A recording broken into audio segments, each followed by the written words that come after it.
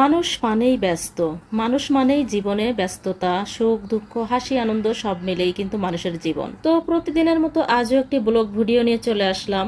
আজ খুবই একটা ব্যস্ততার সাথে দিনটা পার করলাম। সো হ্যালো এভরিওয়ান, আসসালামু আলাইকুম। কেমন আছেন সবাই? আশা করি সবাই ভালো আছেন, আমিও ভালো আছি আলহামদুলিল্লাহ আপনাদের দোয়ায়। ফ্রিজে মোটেই মাছ মাংস ছিল না, সরি মাংস আছে কিন্তু মাছ নাই। মিতুলের বাবাও আজ যেহেতু বাসায় ছিল, বললাম যে মাছ নাই ফ্রিজে, মাছ নিয়ে আসো। আর তাকে যদি মাছ আনতে দিই দেখা যাচ্ছে কি সে শুধু বড় মাছ নিয়ে আসবে এবং এক প্রকার মাছ নিয়েই চলে আসে বাসায়। এই জন্য ভাবলাম আমিও যাই তার সাথে মাছ বাজারে, মাছগুলো কিনে নিয়ে আসি। তো এখানে 3 প্রকার মাছ এনেছি, রুই মাছ এনেছি, তারপরে ওই সাদা সাদা কি মাছ জানি না, আর পাবদা মাছ এনেছি, আর আমার পাঙ্গাস মাছ আছে ফ্রিজে। যেহেতু আমার বাচ্চারা পাঙ্গাস মাছ পছন্দ করে আর ব্রয়লার মুরগি, এই জন্য পাঙ্গাস মাছ কম বেশি ফ্রিজে থাকে। যাই হোক, আমি মাছগুলো সুন্দর করে কেটে নিছি। আর মাছগুলো কেটে নেওয়ার পরে মিতুলের বাবা কিন্তু আমাকে মাছগুলো সুন্দর করে পরিষ্কার করে দিছে। ও বাসায় থাকলে আমি যদি ব্যস্ত থাকি দেখা যাচ্ছে যে সে আমাকে কাজে হেল্প করে। তো আমার মাছগুলো কাটতে যেয়ে কিন্তু অনেক লেট হয়ে গেছে, তাড়াহুড়া করে আমি রান্নাটাও চুলোয় উঠাই দিলাম। আমি আজ সজনে দিয়ে আর ডাল দিয়ে রান্না করব, আর হচ্ছে পাবদা মাছ ভুনা করব। পেঁয়াজ বেরেস্তাটা ভেজে তার ভিতরে কিন্তু আমি ডাল আর সজনেটা দিয়ে দিছি। এইভাবেই আজ ডালটা রান্না করব। ডালটা কিছু সময় কষিয়ে নিয়ে তার ভিতরে পানি দিয়ে দিছি, আর এই পানিটাই কিন্তু মাখা মাখা করে একবারে ডালটা রান্না করব, আর আমি পানি দিব না। ডালটায় পানি দিয়ে ঢাকনা দিয়ে ঢেকে এদিকে আমি সকালবেলা যে খাওয়া দাওয়া করেছি সেই থালাবাটিগুলো ছিল সেগুলো একটু পরিষ্কার করে নিচ্ছি।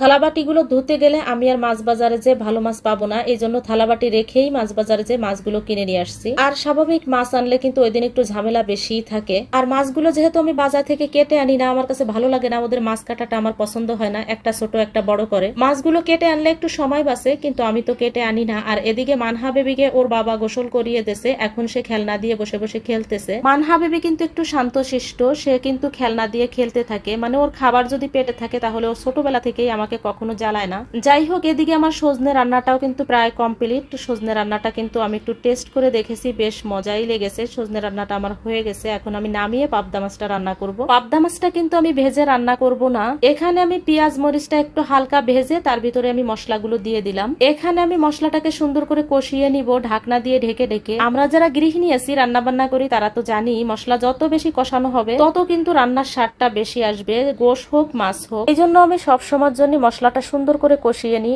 এখন আমার মশলাটা কষানো হয়ে গেছে, আমি মাছগুলো দিয়ে দিলাম। মাছগুলো দিয়ে কিছু সময় নাড়াচাড়া দিয়ে তারপরে আমি পানি দিয়ে দিব। মাছ দেওয়ার পরে আমি বেশি নাড়াচাড়া করব না, কারণ আমি আগের থেকে মশলাটা সুন্দর করে ভেজে নিছি। এখন আমি পানি দিয়ে দিলাম, তারপরে ঢাকনা দিয়ে ঢেকে দিব। ঢাকনা দিয়ে ঢেকে তারপরে জাল করে একবার পানিটা শুকিয়ে ফেলবো। এই তো আমার রান্নার কমপ্লিট। মাছের কালারটা জাস্ট ওয়াও হয়েছে।